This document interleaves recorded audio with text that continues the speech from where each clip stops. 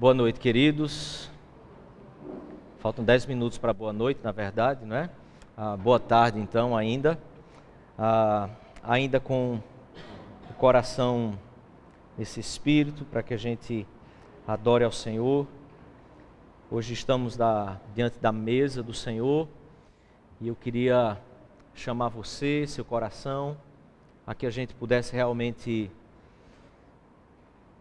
aquietar o coração, nos chegarmos diante do Senhor com reverência, para que a gente possa ouvir sua voz, ouvir sua palavra, agora que vamos meditar nas Sagradas Escrituras, meditar na palavra do Senhor.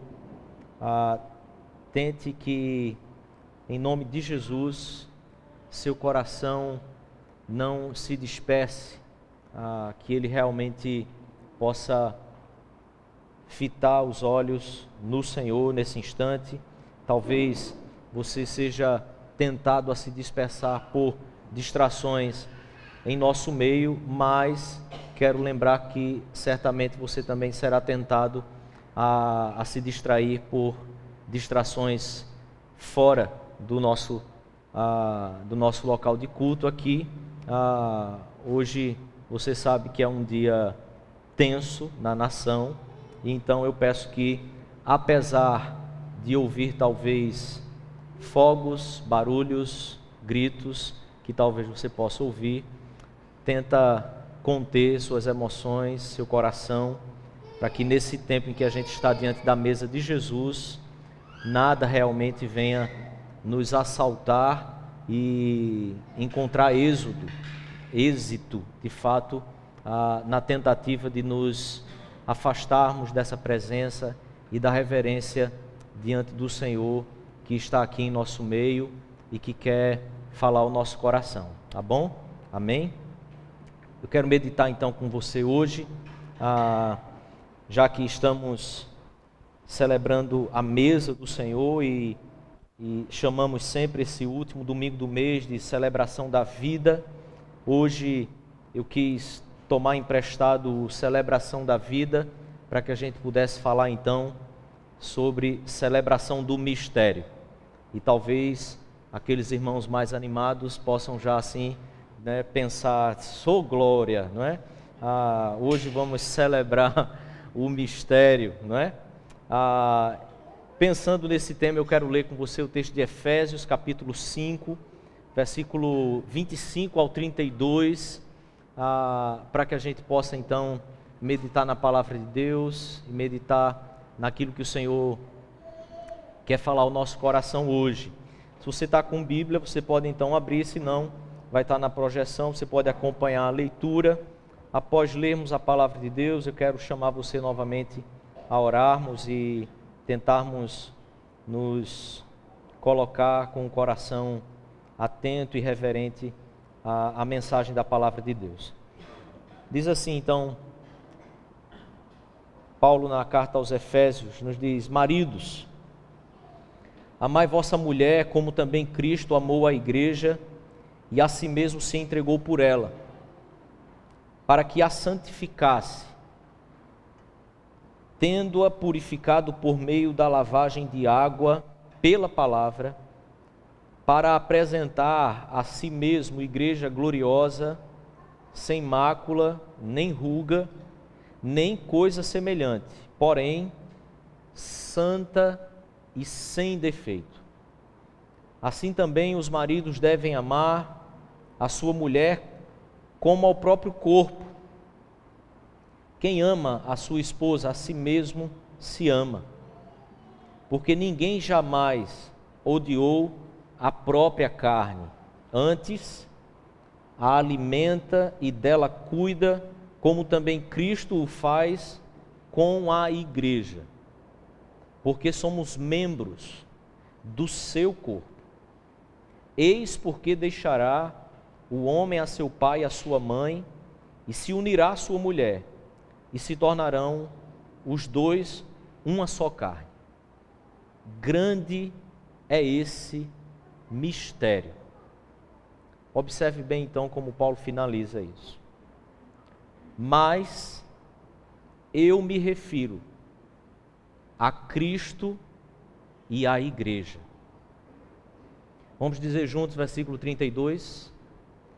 Grande é esse mistério, mas me refiro a Cristo e à igreja. Vamos orar então? Feche seus olhos. Senhor Deus, nós te pedimos que o Senhor nos ilumine o coração aqui, a mente, que o Teu Espírito nos conduza a toda a verdade, que o Senhor de fato nos traga aqui ao nosso coração Tua palavra e nós sejamos confrontados, sejamos consolados, transformados e vivificados, Senhor, pela Tua palavra, mediante o Teu Espírito. Em nome de Jesus, Pai, que neste dia em que estamos diante da Tua mesa, a Tua graça nos alcance, nos renove, nos sustente e fortaleça a nossa fé. Em nome de Jesus, Pai. Amém. Queria que você pensasse, querido, que nós precisamos considerar aqui o contexto em que Paulo está trazendo para nós essas verdades e que, na verdade, ele está trazendo uma analogia desse relacionamento de Cristo com a igreja e que, então, o que muitas vezes fazemos em perceber aqui, pelo menos 2 pontos que eu queria pensar, que nessa relação ou nessa analogia desse relacionamento de Cristo com a igreja, Paulo faz essa analogia com relação à relação do homem com a sua esposa, trazendo para nós que ambos se tornam uma só carne. Então, ele está trazendo aqui algo que é muito profundo, muito amplo, diante dos nossos olhos, diante da nossa vida, que é no momento em que homem e mulher se estabelecem essa relação de casamento, eles se tornam ambos uma só carne. E isso é muito curioso, isso é muito amplo, isso é muito complicado muitas vezes de nós mesmos entendermos, apesar de crermos que isso de fato acontece na relação. E em segundo lugar, que cada um possui, de forma geral, então, que nessa analogia que ele fala, cada um possui deveres para com o outro. A esposa possui dever para com o marido e o marido possui deveres para com a sua esposa. E Paulo então aponta para Jesus, trazendo aqui então a direção para o homem naquilo que ele precisa ser com a sua esposa. Porém, Paulo finaliza esse raciocínio e essa analogia, trazendo para nós aqui o grande mistério que de fato ele está tentando nos revelar aqui, nos mostrar, nos ensinar.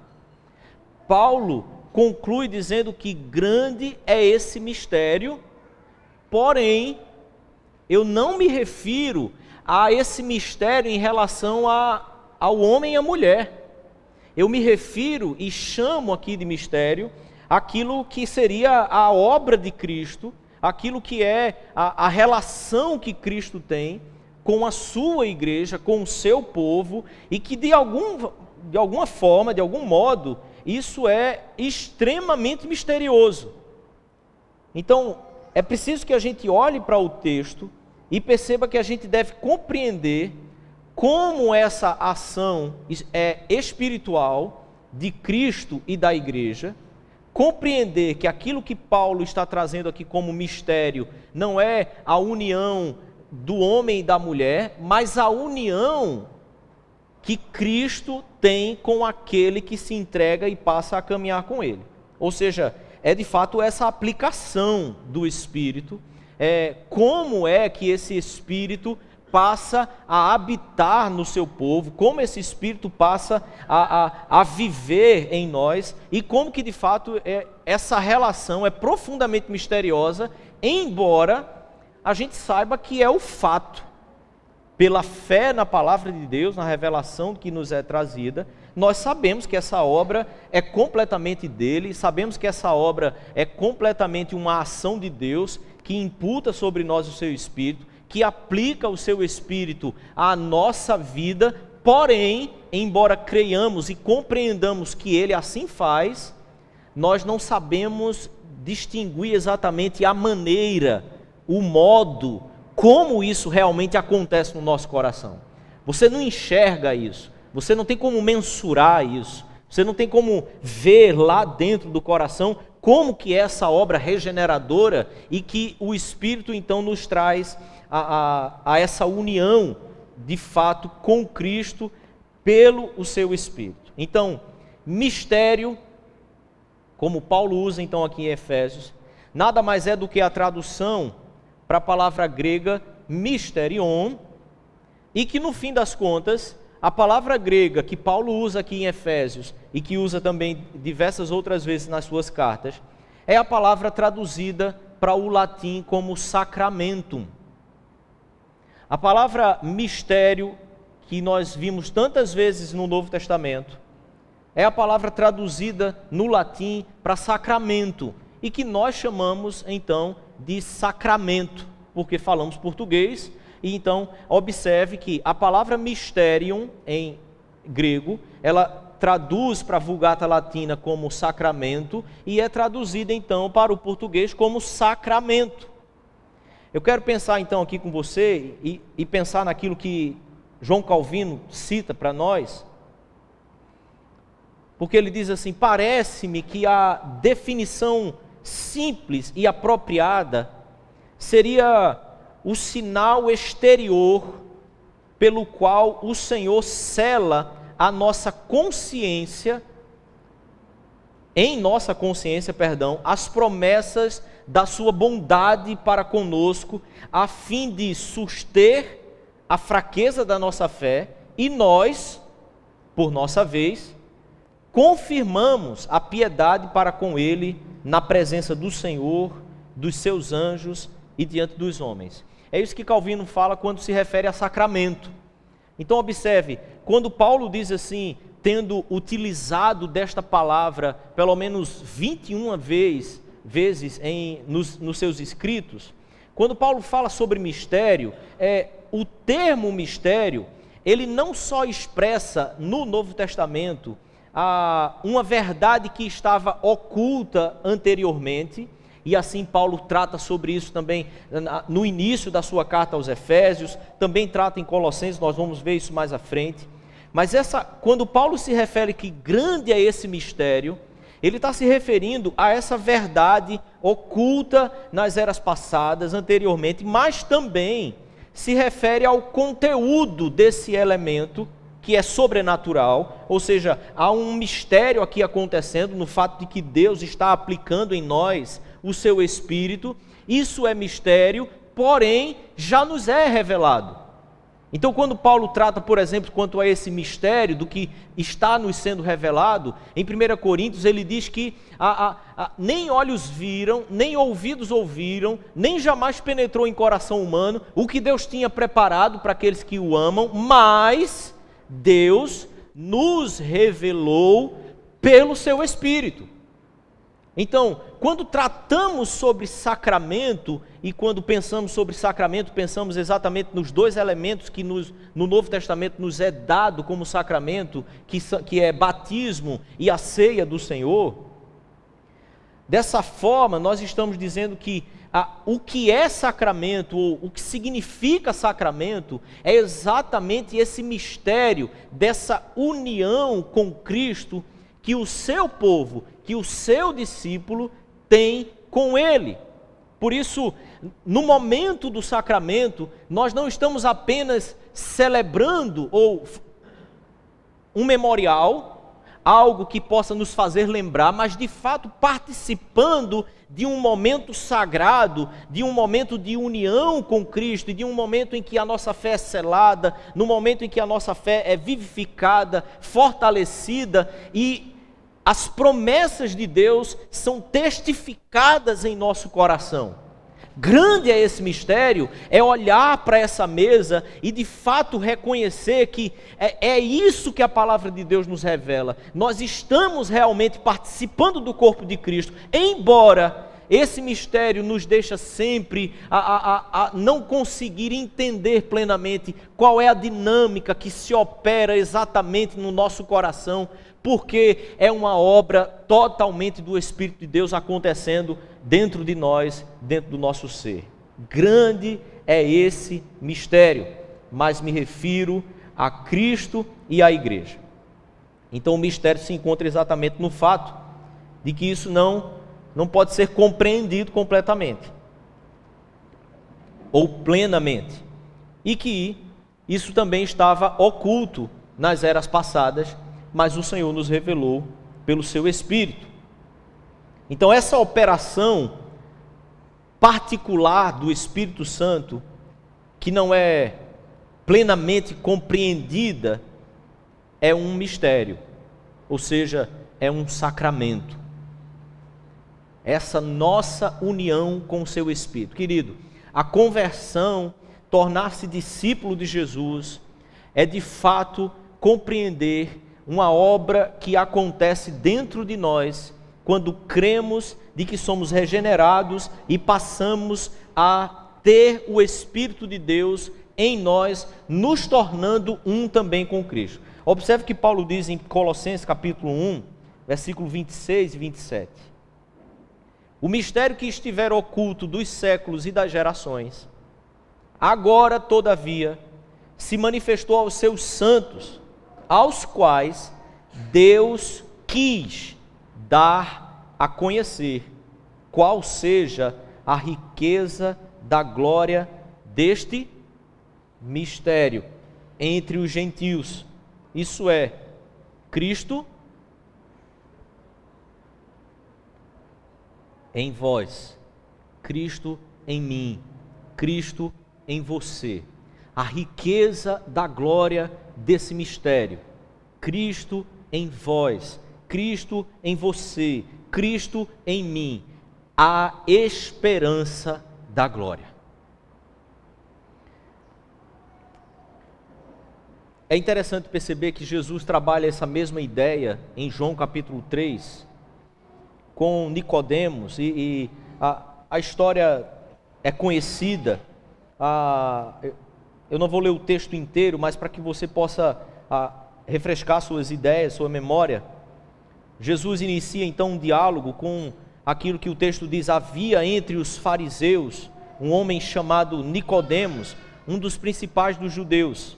E mais adiante então, Nicodemos pergunta a Jesus exatamente, ou ele afirma a Jesus, melhor dizendo, que Jesus é mestre, que Jesus de fato é vindo da parte de Deus, porque ninguém pode fazer os sinais que ele faz se não tiver vindo da parte de Deus.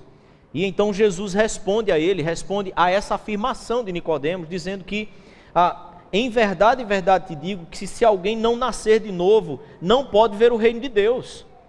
Nicodemos vive na lei e vive segundo a lei. Nicodemos é um religioso fiel. Nicodemos não é um fariseu hipócrita, como nós muitas vezes pensamos no termo fariseu, exatamente como o correlato para a hipocrisia. Mas Nicodemos é honesto e sincero e afirma essa verdade sobre Jesus. Jesus, de forma contundente, diz: olha, Nicodemos, eu quero dizer a você que não adianta essa conversa inteira, se você não tiver nascido de fato de Deus, se você não nascer de novo, você não vai poder ver o reino de Deus. Então Nicodemos mostra que, para nossa compreensão humana, isso é realmente um mistério, porque a pergunta dele é: Senhor, então dá licença, se eu tenho que nascer de novo, explica direito, como é que isso vai acontecer? Eu vou voltar para o ventre da minha mãe para que eu possa nascer de novo? Como é que essa coisa pode acontecer? E a resposta de Jesus é: em verdade te digo, que quem não nascer da água e do Espírito, não pode entrar no reino de Deus, porque o que é nascido da carne é carne, mas o que é nascido do Espírito é Espírito. Não te admires. A ideia aqui é: não fique impressionado pelo fato de que você não vai conseguir compreender a operação real de como isso acontece no nosso interior. Não te admires com isso, porque importa, na verdade, é que você nasça de novo. Então observe, todas as Sagradas Escrituras nos trazem ao fato de que a compreensão das minúcias dessa operação no nosso interior não é ao que nós somos chamados. Eu e você fomos chamados pelo Espírito de Deus ao novo nascimento, a crer na obra de Jesus, a crer em Cristo como Filho de Deus, a crer no seu sacrifício como remidor dos nossos pecados e de fato nos entregarmos para que esse novo nascimento acontecendo possa nos trazer a união plena com Cristo mediante a ação do Espírito dele. E então ele diz assim, olha, o vento sopra onde quer, você ouve sua voz, mas você não sabe de onde ele vem, nem para onde ele vai. Observe então que a afirmação toda nesse diálogo de Jesus com Nicodemos é que isso é uma transformação realmente espiritual. É mistério. Nós não podemos ver como é que o Espírito Santo faz isso. Você não tem como dizer. Não tem como filmar. Não tem como tirar uma foto do momento em que o Espírito Santo trouxe vida ao seu coração e trouxe a união da sua alma com o próprio Senhor Jesus Cristo. O vento sopra aonde quer, você não sabe para onde ele vai, nem de onde ele vem. Tampouco nós podemos compreender essa obra do Espírito se tornando eficaz ou que torna o próprio sacramento eficaz. Por que eu quero que você observe bem isso, querido? Porque muitas vezes na nossa época nós temos tratado o momento do sacramento, o momento da mesa do Senhor, como ou simplesmente um mero ritual, ou apenas como um mero memorial. Essas crises, essas verdades, essas questões, elas já foram tratadas, elas são questões históricas, mas muitas vezes, apesar de crermos na obra de Cristo, na união que temos com Cristo, nós também temos começado a olhar para o sacramento e o momento da mesa do Senhor, como se eles não tivessem um significado muito mais amplo dentro da nossa caminhada espiritual, dentro da nossa espiritualidade, como se porque o pão não se torna o próprio corpo de Cristo, como nós fugimos dessa ideia, nós começamos também a cair de um outro lado, no outro extremo, que é de tornar uma simples atitude ritualística, que muitas vezes falta sentido em nosso coração, falta verdade naquele momento em que participamos, porque nós não estamos compreendendo de que o próprio sacramento, ele não apenas remete, mas de forma misteriosa, esse meio se torna um meio de graça, em que a obra de Cristo se torna real, mais profunda, sela nosso coração, confirma a fé, restaura a fé, renova a nossa fé, sim, no momento em que você está participando do pão e do vinho e do corpo de Cristo. Mas é interessante também perceber, e eu não quero fugir disso aqui, antes que a gente participe da mesa do Senhor, de que nós também chamamos de ordenança. Nós não tratamos apenas como sacramento, mas também tratamos o momento da mesa do Senhor como um momento em que nós estamos cumprindo uma ordenança do Senhor. Observe. Ordenança geralmente é definida como uma prescrição, ou seja, um mandamento, uma ordem. As ordenanças do batismo e da ceia do Senhor tratam apenas de um dos aspectos do significado da mesa do Senhor. Observe bem, nós não participamos da mesa do Senhor porque nós queremos. Nós participamos porque é uma ordem do Senhor Jesus. E como todas as ordenanças, como todos os mandamentos do Senhor, aqueles que são discípulos de Jesus são chamados à obediência. Eu acho interessante como nos nossos dias, muitas vezes, as pessoas em sua casa, elas sabem que vai ter ceia naquele domingo, mas elas mesmo assim, elas acham que a participação da ceia é algo que ela vai optar, se ela quer ir lá ou não. É apenas mais um culto, do qual ela escolhe se vai, se não vai, se está cansado ou se não está cansado. Quando, por ser uma ordenança, nós deveríamos simplesmente mortificar a nossa carne com todas as nossas forças, para que nós obedecêssemos, porque assim é para todos os outros mandamentos da palavra do Senhor. E se assim não fazemos, estamos pecando da mesma forma. Mas ainda que seja uma ordenança, contudo, o termo ordenança, referindo-se aos sacramentos, não expressa o todo de forma plena, ele não expressa aquilo que o próprio rito é. Porque você obedece. É uma ordenança porque te chama a obediência, a participação em Cristo Jesus. Mas o rito em si é muito mais amplo, porque existe exatamente esse sacramento, porque é um sacramento. E aí, quando tratamos os sacramentos, ou como sacramento, é que nós temos uma definição mais plena do significado daquilo que fazemos quando estamos em torno dessa mesa. Não importa o tempo, não importa o lugar, não importa quem esteja, mas que de fato, que se ele está realmente unido com Cristo, este momento é um momento muito mais amplo e muito mais pleno no nosso caminho de espiritualidade com o Senhor Jesus Cristo. O Kenneth Gary Talbot, num livro que trata exatamente sobre a confirmação da nossa fé, e eu indico você, um livro muito pedagógico e muito profundo, ele diz que os sacramentos não são apenas ordens, mas também meios de graça a aqueles a quem são espiritualmente aplicados.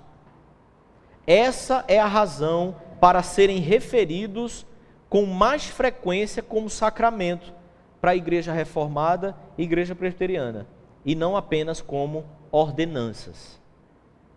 Há um momento de fato sagrado em que é aplicado ao nosso coração as verdades, as bênçãos, os benefícios da obra de Cristo. Sim, no momento em que eu e você estamos participando da mesa do Senhor, há uma aplicação espiritual dos benefícios da obra que Jesus realizou na cruz para a sua alma e para a minha alma, para a sua vida e para a minha vida. Não é mais um momento qualquer. Não é um momento em que você possa chegar com um certo desdém.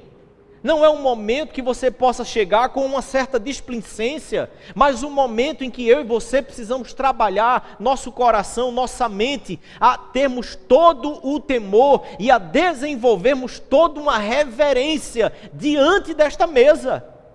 É o corpo de Cristo que estamos comendo, é o sangue de Jesus que estamos bebendo, e isso está aplicando aos nossos corações os benefícios de toda aquela obra que Ele realizou na cruz, planejada por Deus desde a eternidade, para que pudéssemos viver com Ele eternamente, em sua mesa. Isso é comunhão plena, união mística pelo Espírito de Deus com o próprio Senhor Jesus Cristo. Se você não conhece, eu quero citar o breve catecismo. Na pergunta 92, ele diz: o que é sacramento? Veja que definição, que é uma definição para aqueles que estão iniciando na fé.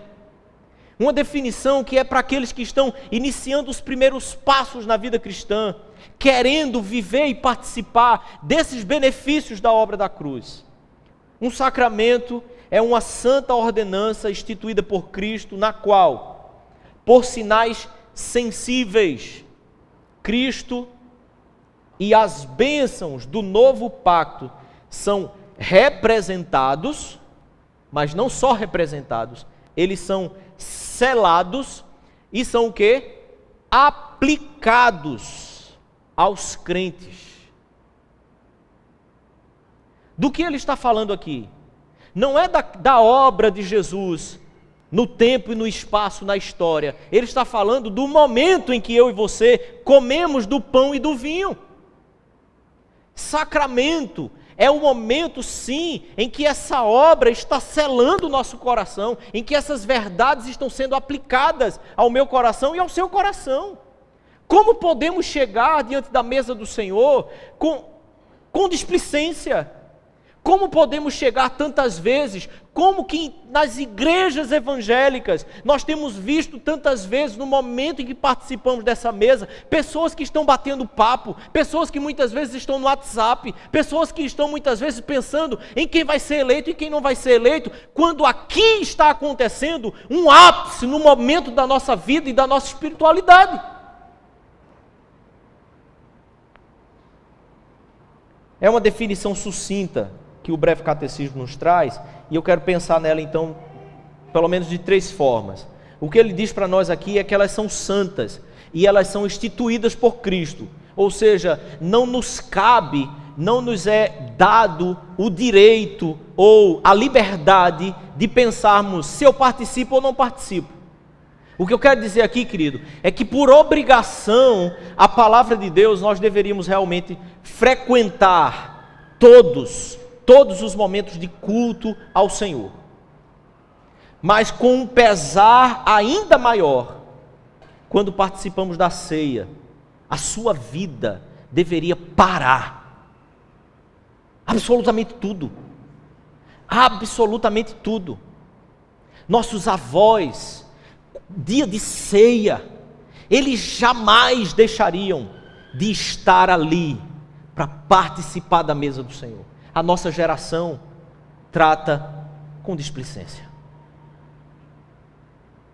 Os nossos avós, quando estavam doentes e não podiam ir à igreja, ai do pastor que não fosse durante a semana ministrar a ceia a esse idoso em sua casa.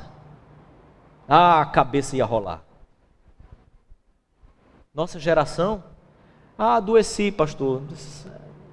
Você quer que eu leve a ceia aí? Não se preocupe, não quero lhe dar trabalho. Trabalho? Obrigação, é ordenança. São sinais sensíveis. Nós estamos comendo a palavra que é pregada e que tem a centralidade na espiritualidade cristã. Esse sinal sensível é exatamente o momento em que os nossos sentidos são chamados também a participar como testificação daquilo que na alma e no coração você já crê. Devidamente representados, o que se pode conceber exatamente com a mente.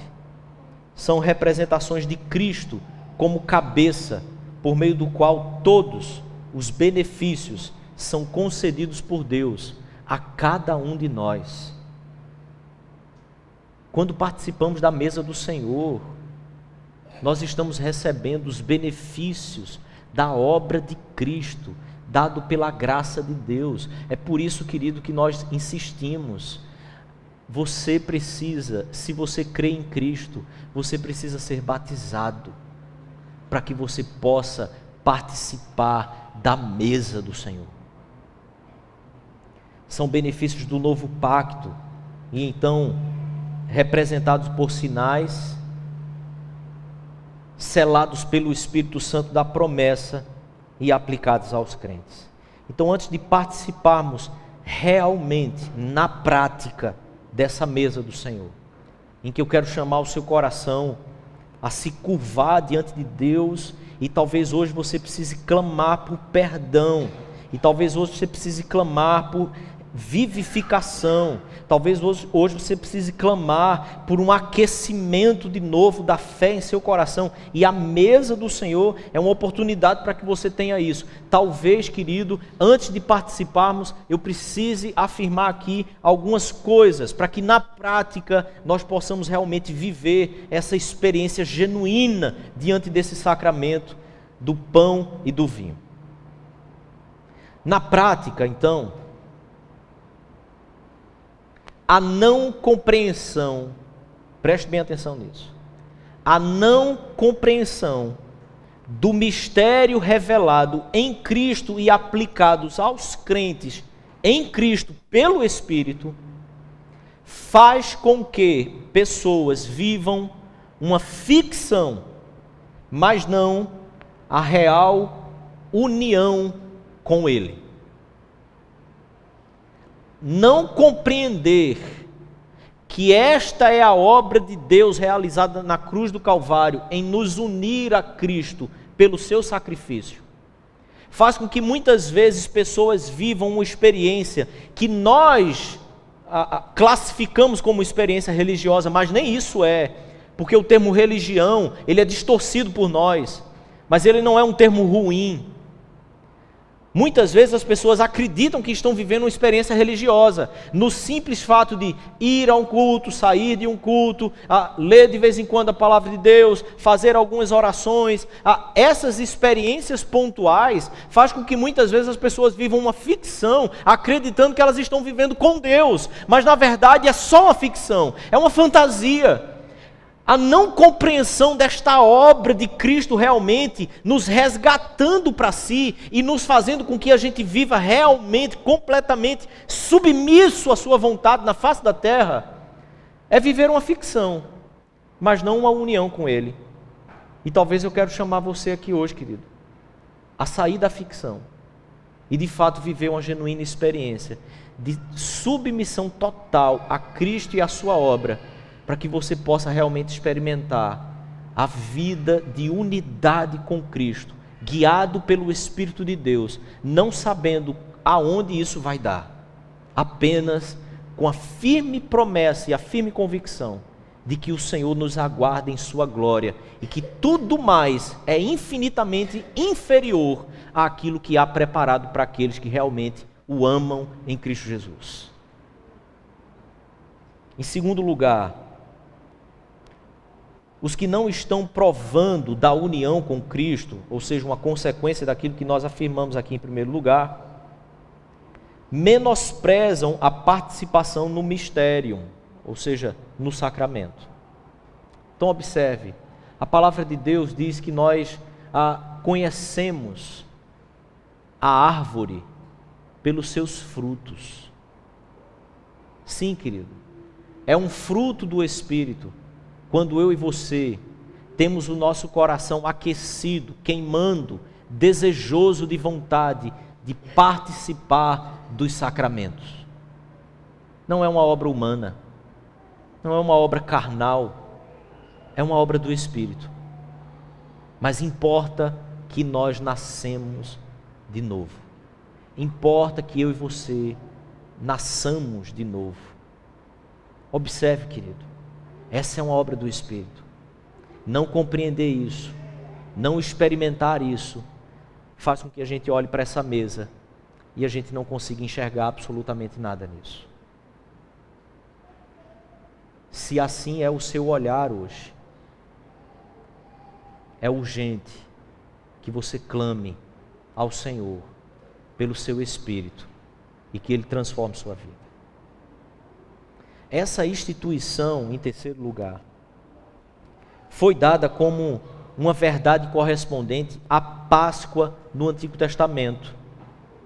Ela representa Cristo, representa a sua crucificação e todos os benefícios da salvação concedidos a nós. O que nós fazemos celebrando essa Páscoa que as pessoas comemoram por aí?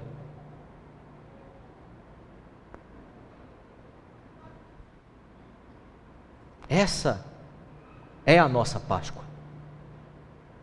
É a mesa do Senhor.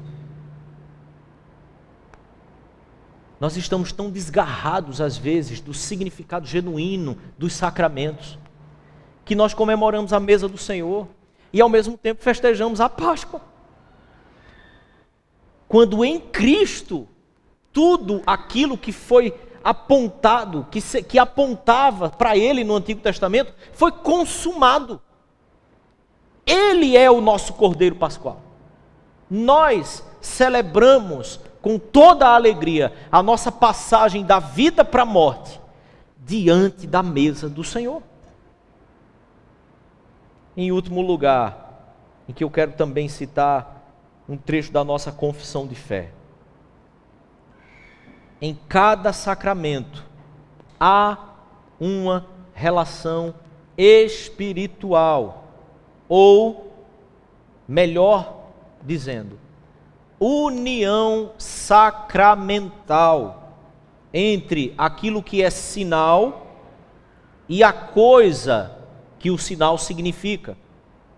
Por isso, os nomes e os efeitos de um são atribuídos ao outro. Deu para compreender isso? Quando tratamos do sacrifício de Cristo na cruz, e quando tratamos do sacramento, o nome de um e de outro, e o efeito de um e o efeito do outro, se encontram por causa da união sacramental. Não é um momento qualquer. Assim, para os que são verdadeiramente de Cristo, esse que participaremos agora é um momento que de tão sagrado e de tão verdadeiro é misteriosamente vivificador e fortalecedor da nossa fé. De tão sagrado há um mistério tão profundo para vivificar e fortalecer a fé daqueles que estão abatidos e fraquejando talvez na sua caminhada. Por isso, querido, se você está em verdadeira comunhão com a sua igreja local, e se você faz parte da igreja do Senhor Jesus Cristo, inserido nessa igreja pelo batismo, eu quero chamar você a, enquanto cantamos mais uma vez, curvar sua face, fechar os seus olhos e também curvar o seu coração.